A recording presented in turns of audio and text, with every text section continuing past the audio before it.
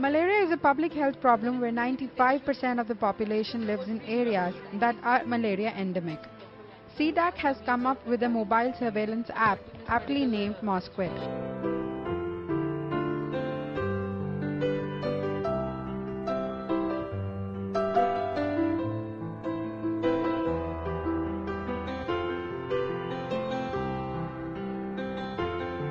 What CDAC has come out with is a mobile-based system for data collection of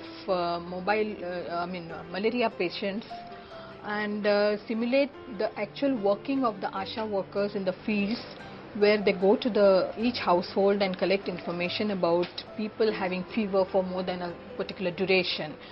And ICMR, that's Indian Council for Medical Research's Regional Medical Research Center at Dibrugarh has been our collaborator.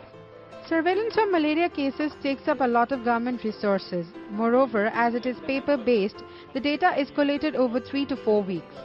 Mosquit cut across this major disadvantage. This has enabled, reduction in the time that is taken for data to get transferred, which was done manually by these ASHA workers over fortnightly or monthly regular frequency. And even the stock inventory was not updated very frequently, which is also facilitated using this particular system. And since the data gets collected and compiled in a very short period of time, a lot of analysis is also possible currently, which was not earlier feasible before the 2 years span of data collection. Using login, you can enter your login name and password. Then using this application, you can enter M1 related information. Then using data transfer, you can transfer M1 form to server. Then you can send outbreak related information here. Then you can enter stock related information here, and you can fetch result enter by lab technician by using this result application. And you can see help related, how to use Mosquit application using this help menu. Mobile technology has reached out to the grassroots levels. We see its examples even in our daily lives.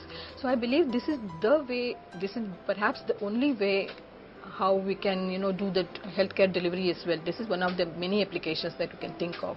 United Nations Millennium Development Goals recognize malaria as one of the core areas which needs work. But can this surveillance system be applied to other states and diseases? Once this is successfully deployed for malaria surveillance, more communicable diseases especially can be added to this, and we can have similar systems for TB, diarrhea, HIV, etc., which are very prevalent in many of the states of India.